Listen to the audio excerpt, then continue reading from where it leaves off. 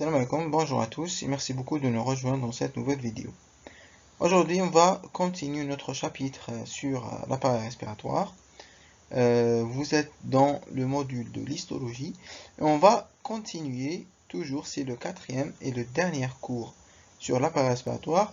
Et on va étudier le poumon et la plèvre. Donc ce cours sera consacré pour le poumon et la plèvre. Alors, comme plan du cours, on va faire une introduction en première partie. Une introduction pour que vous puissiez se positionner dans le cours et dans ce chapitre. Ensuite, on va faire la deuxième partie, ça sera sur le poumon. On va faire une introduction sur le parenchyme ou ce qu'on appelle la structure pulmonaire. Ensuite, on étudiera le bourrelet alvéolaire et la paroi alvéolaire. Et ensuite, on va faire la barrière alvéolo-capillaire qui est une chose très très importante dans cette partie. Et ensuite, on va faire l'histophysiologie, surtout de la barrière alvéolo-capillaire. Et on va faire aussi le système de tension intrapulmonaire qui va vous expliquer comment la pression change durant l'expiration et l'inspiration. Et on terminera par la plèvre, l'origine embryologique et la structure histologique. Comme vous le savez, si vous avez suivi le chapitre de l'appareil respiratoire dès le début, on a déjà fait 3 parties. La première, c'était sur les généralités, la deuxième sur les voies aériennes supérieures et la troisième, c'était sur les voies aérophores proprement dites. Et aujourd'hui, on va continuer donc dans cette partie-là. D'accord? Donc nous sommes toujours dans cette belle appareil respiratoire.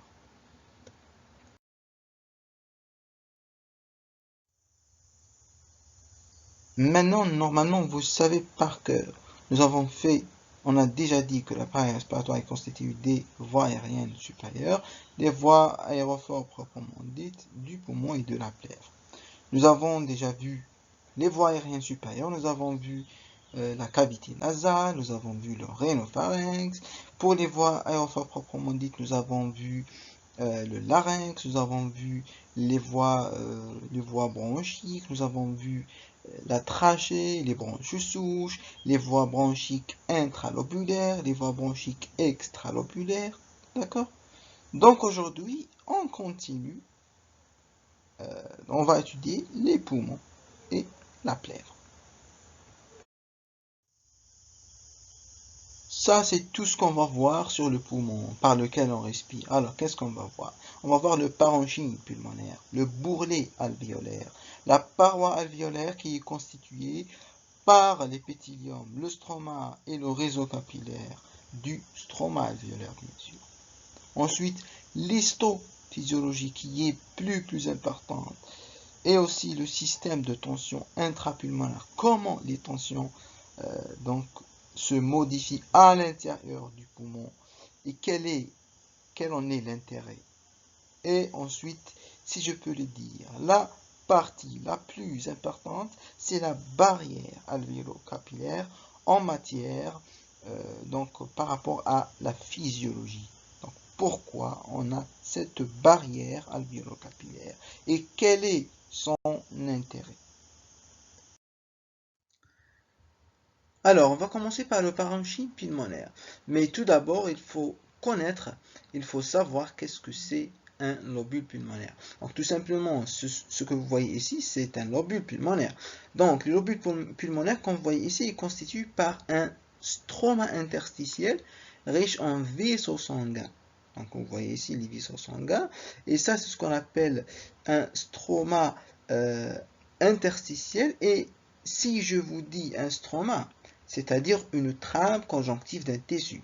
Autrement dit, c'est un tissu conjonctif constituant la charpente. Donc, la charpente de quelque chose. En l'occurrence, c'est la charpente du lobule pulmonaire.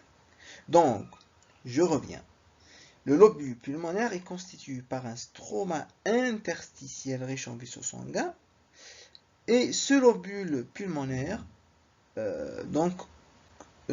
se compose ou comporte 4 composants qui sont les suivants. On a les 3 segments successifs de l'arbre bronchiolaire, on a les canaux alvéolaires, les bourrelets alvéolaires et les alvéoles. Les 3 segments successifs de l'arbre bronchiolaire sont, donc on les a déjà étudiés, sont tout simplement les bronchioles proprement dites, ensuite les bronchioles terminales et enfin les bronchioles respiratoires. Et puis les canaux alvéolaires, donc ce que vous voyez ici, les canaux alvéolaires qui naissent des bronchioles respiratoires, et ces canaux alvéolaires ont une paroi partiellement alvéolisée. D'accord? Comme vous voyez ici. Et puis les bourrelets alvéolaires, donc ce que vous voyez ici, ce qu'on appelle les bourrelets alvéolaires, ce sont les pieds d'insertion donc des alvéoles sur les canaux alvéolaires. Vous voyez ici les alvéoles, ici les canaux alvéolaires. Donc les bourrelets alvéolaires, ce sont tout simplement les pieds d'insertion des alvéoles sur les canaux alvéolaires. Aussi, vous avez les alvéoles, donc le 4e composant du lobule pulmonaire, c'est les alvéoles. Donc les alvéoles pulmonaires, ce sont tout simplement de petites cavités, des petites cavités ploïdriques dont la surface totale est dite surface respiratoire. D'accord? Donc il faut préciser aussi que les bronchioles respiratoires, que vous voyez ici, se poursuivent par les canaux alvéolaires, puis par ce qu'on appelle les sacs alvéolaires. Ça, donc sac alvéolaire, ça aussi c'est un sac alvéolaire. Et il faut aussi préciser que les canaux alvéolaires et les sacs alvéolaires, l'ensemble de ces 2 composants forment ce qu'on appelle le parenchyme alvéolaire dont l'unité élémentaire est l'alvéole.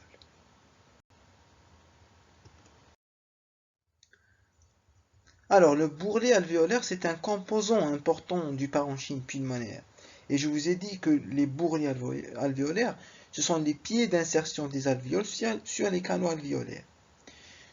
Donc, ici, je vais vous détailler un petit peu qu'est-ce que c'est le bourrelet alvéolaire histologiquement. Donc, c'est une zone annulaire, épaisse, entourant la base des alvéoles.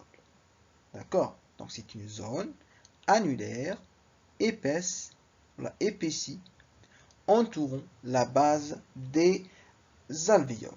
On lui décrit un épithélium, qui est un épithélium continu et à cellules aplaties, et aussi un stroma de nature conjonctive, c'est-à-dire donc qui constitue ce stroma de nature conjonctive, il constitue d'une substance fondamentale amorphe plus des fibres de collagène, et ce stroma renforme des fibres musculaires et des fibres élastiques ou ce qu'on appelle des fibres du collet. Donc c'est ça le bourrelet alvéolaire. Donc c'est un composant important. Alors maintenant on va voir la paroi alvéolaire qui est une composante très importante du parenchyme pulmonaire.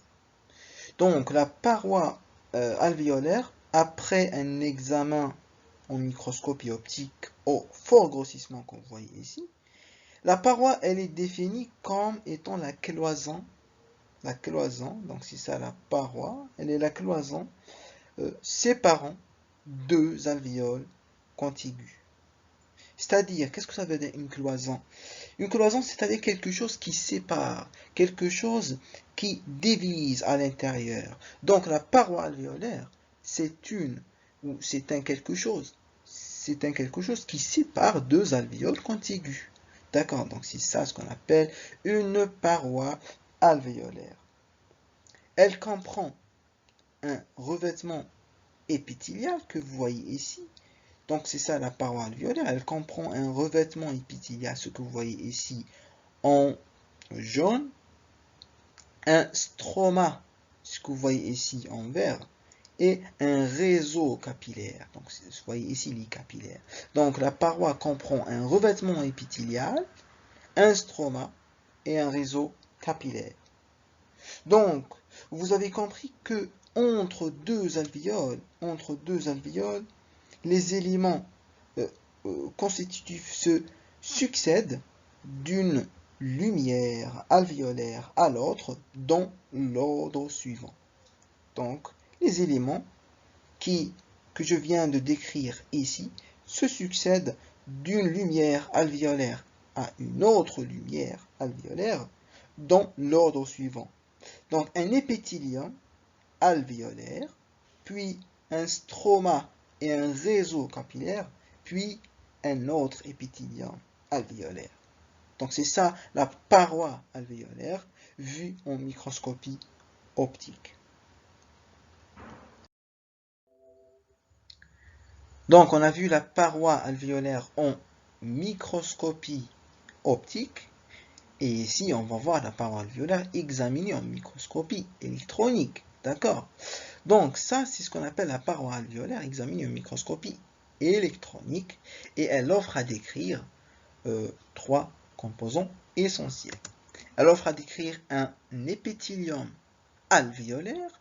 Donc c'est ça l'épithélium alvéolaire, qui est composé par les pneumocytes de type 1 et les pneumocytes de type 2. On va voir en détail qu'est-ce que c'est une pneumocyte type 1 et une pneumocyte type 2, d'accord? Et aussi un stroma. Donc le deuxième composant de la paroi alvéolaire en microscopie électronique, c'est un stroma alvéolaire. Et qu'est-ce que ça veut dire un stroma? Un stroma, tout simplement, c'est quelque chose sur lequel s'attachent ou s'accrochent les différents composants de la paroi alvéolaire. C'est-à-dire tout simplement c'est un tissu conjonctif sur lequel se posent les pneumocytes, les capillaires, etc. Donc c'est une charpente, d'accord? Donc c'est ça, un stroma alvéolaire. Et le troisième composant, c'est le réseau capillaire. Et vous voyez ici un capillaire sanguin. Et ici, vous voyez les globules rouges. Et ici, vous voyez les globules blancs. D'accord? Donc les globules rouges et les globules blancs. Donc, tout simplement, la paroi alvéolaire en microscopie électronique, elle comporte un épithélium alvéolaire, un stroma et un réseau capillaire.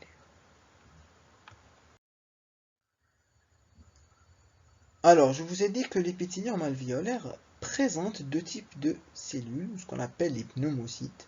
Un pneumocyte, on dit un pneumocyte, d'accord? Donc, il y a les pneumocytes de type 1, c'est les membraneux, et les pneumocytes de type 2, c'est les granuleux. Et ces deux types cellulaires sont peu distinguables en microscopie optique, mais très très reconnaissables en microscopie électronique, et c'est pour cela qu'on les étudie en microscopie électronique. D'accord? Donc, les pneumocytes de type 1 représentent, comme vous voyez ici, 40% des cellules alvéolaires et ils couvrent 95% de la surface des sacs et des alvéoles. C'est énorme, c'est énorme. Donc, ils représentent 40% des cellules alvéolaires alors qu'elles couvrent 95% de la surface des sacs et des alvéoles. C'est énorme ça. D'accord? Donc, ce sont des cellules plates, pavimenteuses, c'est-à-dire ce sont des cellules de revêtement qui ont un voile cytoplasmique étalé, un noyau bombé très sinueux qui fait saillie dans la lumière alvéolaire et leur cytoplasme contient des organites classiques. Et le fait que ces cellules soient très plates s'explique par le fait que ce sont des cellules par lesquelles transitent des vésicules, ce qu'on appelle des vésicules de micropénocytose, ce qui permet le transport des macromolécules entre la cavité alvéolaire et l'espace septal, et donc l'élimination des particules indésirables et surtout les échanges gazeux, parce que ces cellules-là sont imperméables au liquide, mais perméables au gaz.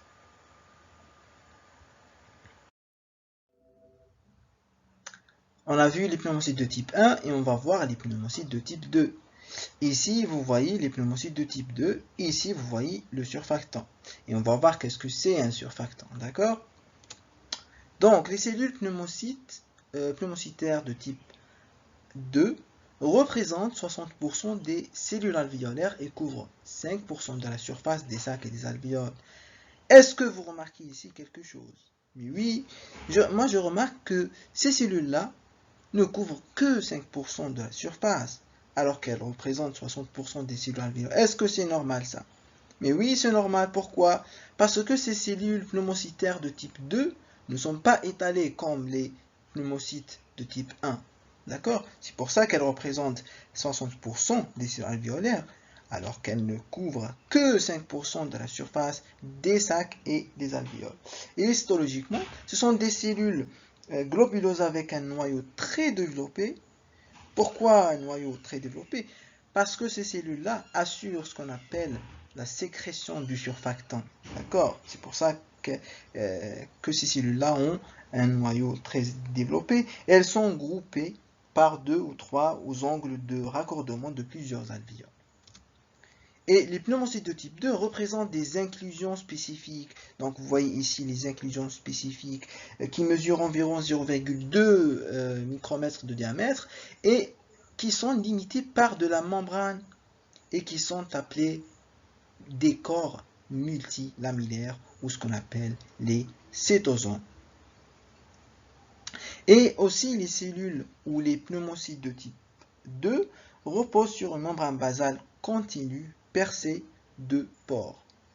Et ici, vous voyez ici le surfactant qui assure un rôle très important, bien sûr avec les fibres élastiques, et assure un rôle très important dans ce qu'on appelle la compliance. Et qu'est-ce que ça veut dire la compliance?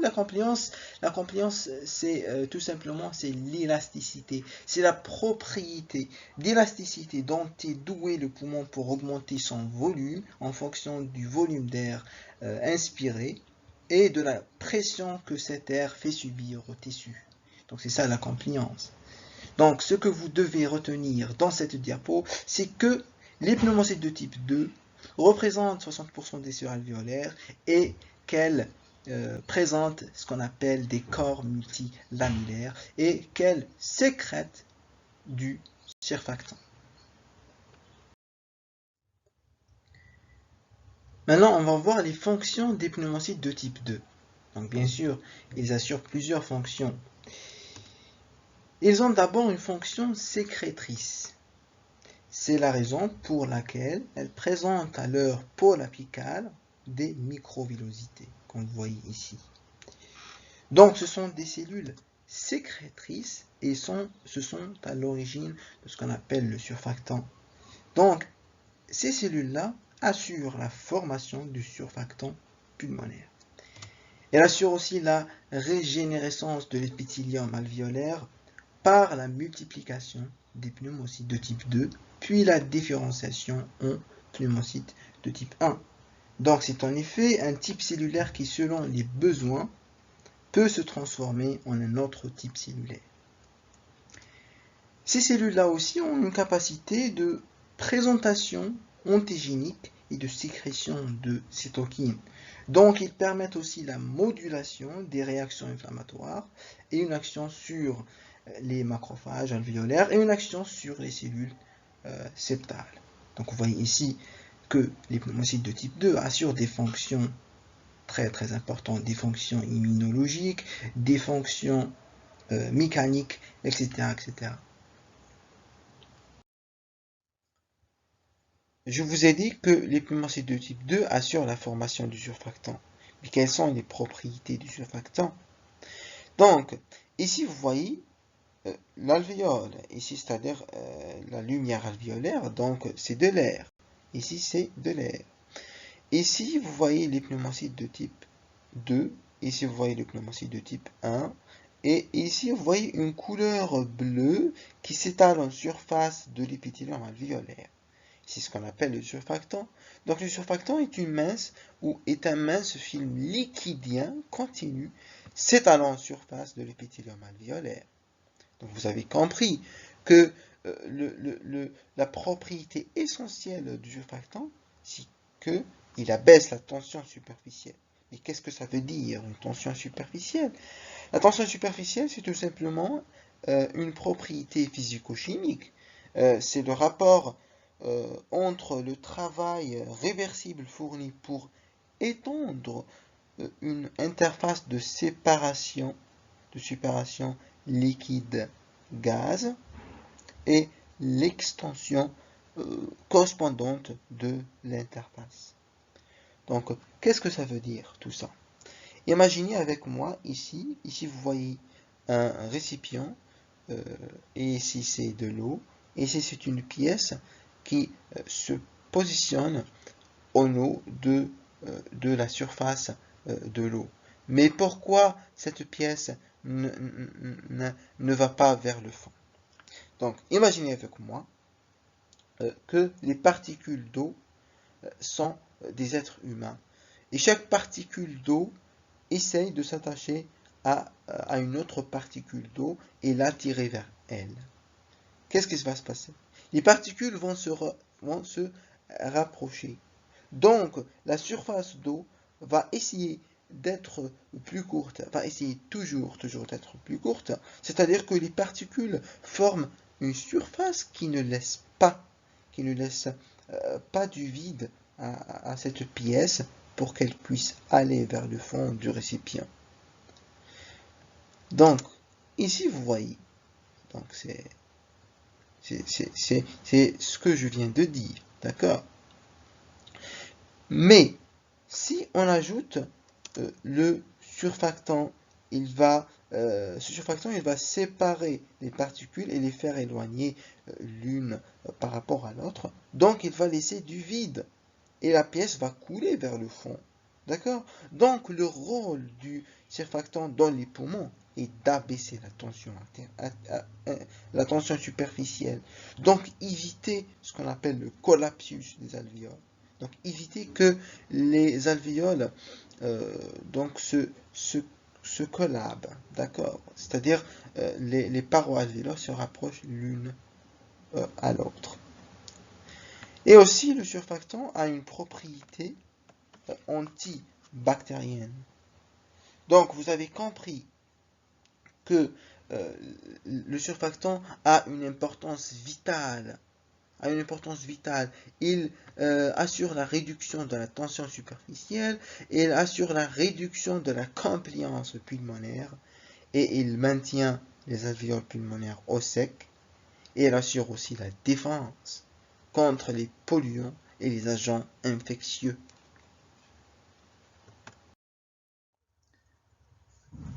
On a vu l'épithélium alvéolaire, on a vu les pneumocystes de type 1 et les pneumocystes de type 2 en détail. Ici, on va voir le stroma alvéolaire. Et je vous ai dit que le stroma, c'est quelque chose où c'est la charpente sur laquelle s'attachent les différents composants de l'alvéole.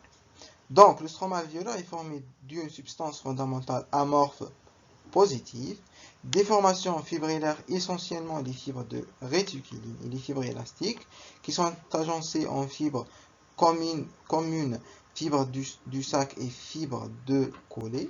Il y a aussi des cellules, essentiellement les fibroblastes, les cellules alvéolaires ou septales et les cellules sanguines migratrices, c'est ce qu'on appelle les cellules à poussière. Et on va voir quelques composants en détail dans les diapos suivantes. Premièrement, on a ce qu'on appelle les cellules alvéolaires ou septales. C'est ça ce qu'on appelle les cellules septales. Donc ces cellules-là, ce sont tout simplement des cellules qui proviennent des macrophages et elles appartiennent au système macrophagique.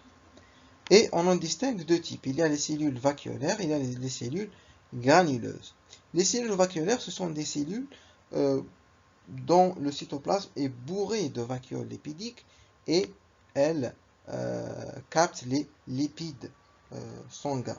Donc ce sont des macrophages qui captent les lipides sanguins. Et il y a aussi les cellules granuleuses qui sont des cellules à cytoplasme homogène et elles ont la propriété de capter les particules inhalées. Donc ce sont les classiques cellules à poussière. Et ces deux types cellulaires peuvent traverser l'épithélium alvéolaire par diapédèse et être éliminés par la suite par les voies aériennes. Donc, vous avez compris que ces cellules-là, ce sont les cellules qui constituent les septums et elles sont à l'intérieur de la paroi. Et en effet, elles ont une origine polymorphe, donc pas que les macrophages. Donc elles ont une origine polymorphe et en effet, cette cellule-là a une origine conjonctive puisqu'elle semblerait dériver du fibroblaste. Ce serait donc un fibroblaste modifié. Ce serait donc une cellule de soutien, mais ces cellules ont également des caractéristiques héritées des cellules sanguines et de plus, elles ont des propriétés contractiles puisqu'elles contiennent des filaments de myosinine active. Et ces cellules-là ont pour rôle la production de collagène et aussi la régénérescence de l'élastine et aussi la contraction des parois capillaires, donc la modulation de la propulsion sanguine et l'ajustement constant du volume alvéolaire.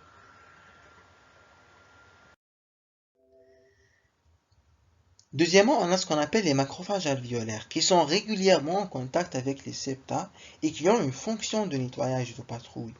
Et en effet, ces cellules-là ont un rôle de phagocytose, qui est un rôle très très important d'ailleurs. D'accord? Il assure la phagocytose des particules inhalées et aussi ces cellules-là, c'est-à-dire les macrophages alvéolaires, ont des propriétés bactéricides, c'est-à-dire qu'ils tuent les bactéries. Et aussi, ces cellules-là peuvent sécréter des facteurs actifs de croissance et aussi des protéases qui permettent la phagocytose, comme par exemple des collagénases ou des élastases, dont la production est exacerbée chez les fumeurs. Et aussi, ils sécrètent les substances vasoactives cycliques. Et de plus, ils possèdent ce qu'on appelle des récepteurs. Ces récepteurs, par exemple des IG, des immunoglobulines, des complexes immunes, etc. Donc, ils servent à la modulation des réactions inflammatoires et immunitaires locales. Et aussi, ils ont une propriété qui est la diapédèse. Donc, ils peuvent passer dans les pores de cône, mais également entre les cellules.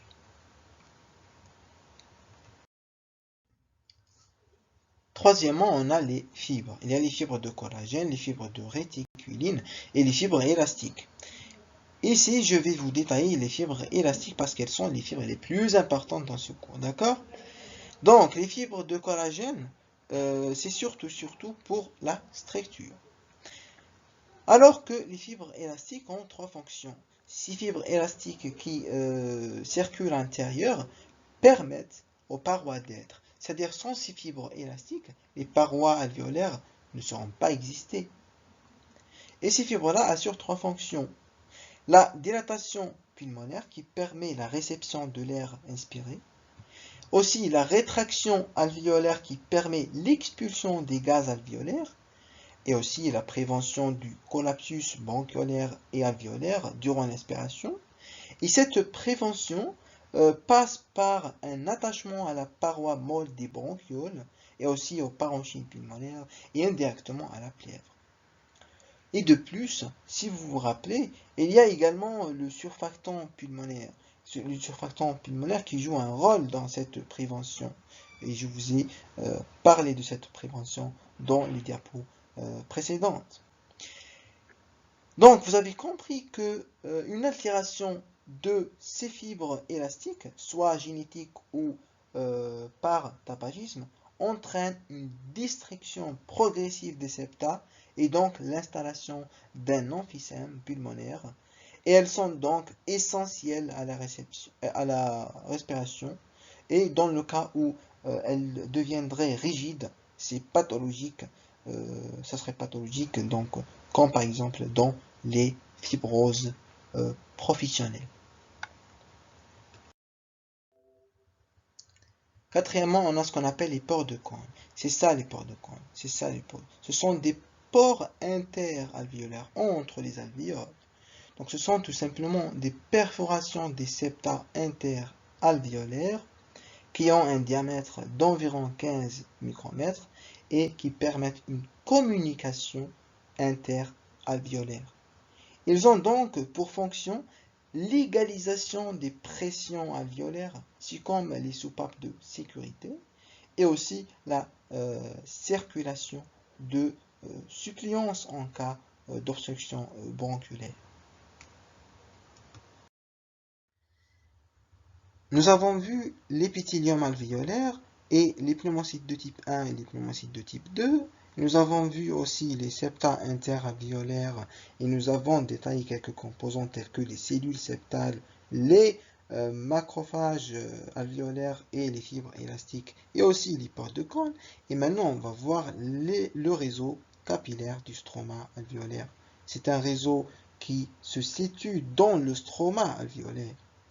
Et sa caractéristique, c'est qu'il y a un réseau dense. Il est dense. Vous imaginez 2 segments capillaires par alvéole. C'est énorme ça, c'est énorme. 200 segments capillaires par alvéole. Et comme vous voyez ici, ces capillaires sanguins avec des hématies. Donc ces capillaires naissent des extrémités terminales de l'artère pulmonaire. Et ils sont de type continu et constituent un réseau très étendu. Donc c'est ça le réseau capillaire du stroma alvéolaire.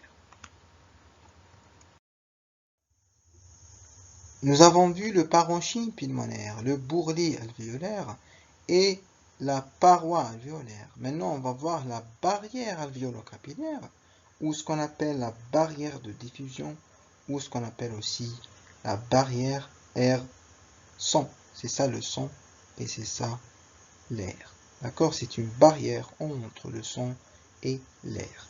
D'accord? Elle est constituée en allant de la lumière capillaire vers la lumière alvéolaire de l'endothélium capillaire que vous voyez ici. C'est un endothélium capillaire. Ensuite, les membranes basales alvéolaires et capillaires qui sont accolées. Ensuite, l'épithélium alvéolaire. Ici, vous voyez le pneumocyte de type 1 et enfin le surfactant. D'accord? Donc, je résume. Donc, la barrière alvéolo-capillaire est constituée en allant de la lumière capillaire vers la lumière alvéolaire d'un endothélium capillaire, des membranes basales, soit alvéolaires ou capillaires, ensuite un épithélium alvéolaire et enfin le surfactant. Pour l'histophysiologie, on a ce qu'on appelle l'hématose. Alors, qu'est-ce que ça veut dire l'hématose? L'hématose est tout simplement les échanges gazeux, c'est-à-dire le passage de l'oxygène dans le sang et le rejet par celui-ci du gaz carbonique. C'est-à-dire, ce sont les échanges gazeux qui se produisent dans le poumon au cours de la respiration.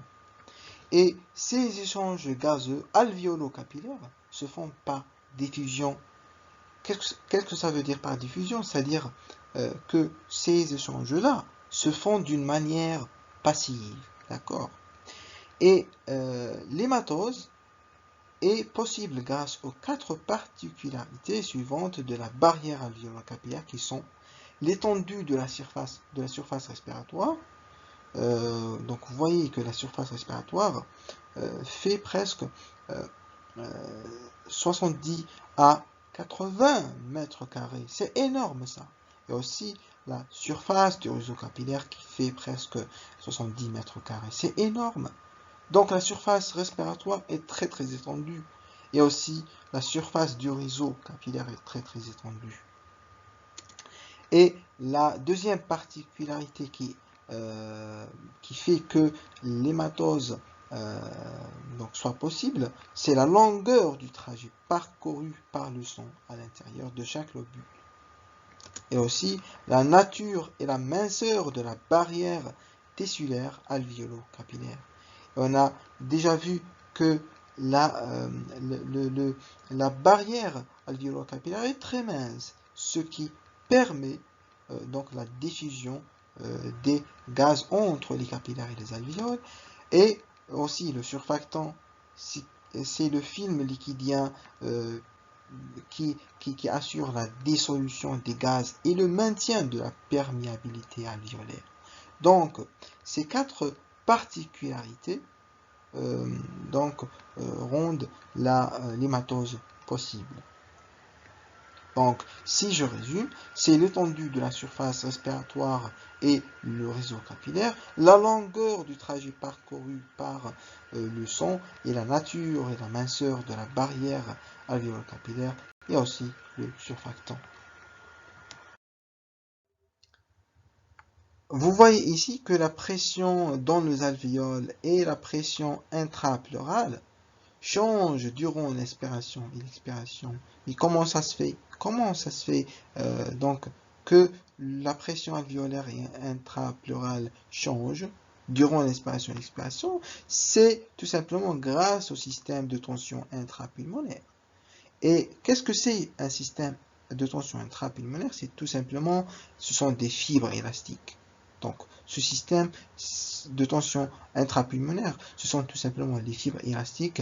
C'est l'ensemble des fibres élastiques accordées les unes aux autres et qui sont situées respectivement dans les cloisons péri- et interlobulaires, constituant ainsi le système de tension intralobulaire, et aussi les fibres élastiques des parois bronchiolaires constituant ainsi le système de tension intralobulaire, et aussi les fibres élastiques du stroma conjonctif alvéolaire constituant le système de tension alvéolaire. Donc le système de tension intrapulmonaire est constitué par trois systèmes, et ces trois systèmes donc à l'inspiration se tendent entraînant alors un grandissement global du lobule et il conditionne donc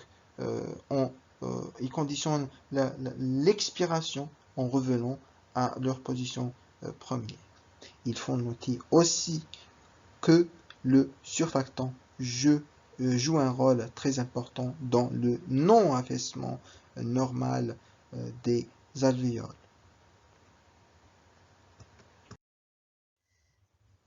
Nous avons vu le poumon et maintenant on va voir la plèvre et on va commencer par son origine embryologique. Donc la plèvre est une cireuse et elle est d'origine mésenchymateuse. Et si je vous dis cireuse, c'est-à-dire qu'elle tapisse certaines cavités. Donc une cireuse, c'est-à-dire quelque chose qui tapisse certaines cavités de l'organisme. Et en l'occurrence, c'est la plèvre qui tapisse le poumon. D'accord? Elle se différencie à partir de la paroi splanchnique et du cellum interne, essentiellement le splanchnon pleure durant la 5e semaine du développement embryonnaire et la plèvre s'individualise à la suite du cloisonnement du cellum. Ensuite, on va voir la structure histologique de la plèvre et vous voyez ici, dans cette image, que la plèvre est une membrane thoracique très mince et très solide qui est composée de deux feuillets séparés par un espace et une cavité pleurale contenant le liquide pleural qui est pauvre en eau et contenant quelques protéines et il fait environ 0,5 à 1 ml de liquide qui a un rôle lubrifiant, mais pas que. Le liquide pleural assure aussi un glissement et il permet le glissement des deux feuillets l'un contre l'autre lors de la respiration. Et les deux feuillets pariétal et viscéral peuvent ainsi se déplacer donc facilement par glissement l'un sur l'autre lors des mouvements d'inspiration et d'expiration. Et on parle alors d'expansion pleurale. Et comme vous voyez ici, la plèvre viscérale recouvre la face externe du poumon et la plèvre pariétale recouvre la paroi interne de la cage thoracique et ces plèvres-là assurent une protection mécanique des poumons par atténuation des chocs et aussi le blocage de passage de certains virus et bactéries. Et en cas de présence de liquide au sein de la cavité pleurale, on parle d'une pleurésie. Et en cas de présence de gaz, on évoquera alors un pneumothorax. Donc vous voyez ici le feuillet pariétal, ici vous voyez le feuillet viscéral, et chaque feuillet, soit pariétal ou viscéral, examiné en microscopie optique, présente de la cavité vers l'extérieur un mésothélium, une couche sous-mésothéliale et un plan fibroélastique. Le mésothélium est unistratifié, comme vous voyez ici, à cellules grossièrement polygonales, et la couche sous-mésothéliale, c'est une couche mince formée d'un feutrage de fines fibres collagène et élastique. Et il y a aussi le plan fibroélastique qui est formé par un plan fibroélastique superficiel et un plan fibroélastique profond.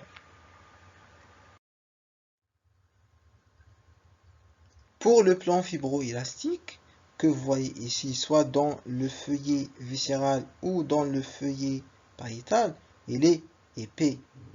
Mais il est caractérisé par sa richesse en éléments élastiques au niveau du feuillet viscéral, mais au niveau du feuillet pariétal, ce plan forme une lame conjonctivo-vasculaire épaisse, c'est ce qu'on appelle le sac fibreux, comportant de véritables réseaux de collagène. Et vous voyez ici les fibres de collagène donc en deux couches perpendiculaires, et cela facilite le glissement de la plèvre pendant l'expiration et l'inspiration. Donc, nous avons terminé notre cours. Nous avons fait le poumon, nous avons fait la plèvre. Donc, si vous avez des questions, n'hésitez pas à les poser dans les commentaires. Et à bientôt.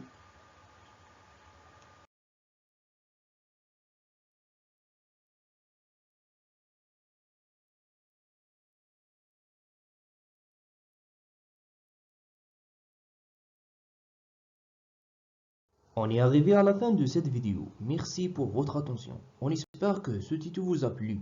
Si c'est le cas, n'hésitez pas de s'abonner. Et bien sûr de partager cette vidéo avec vos amis, afin que l'on puisse continuer à développer cette chaîne. Vous trouvez aussi le cours au format PDF dans la description de la vidéo. Merci et à bientôt. Salam!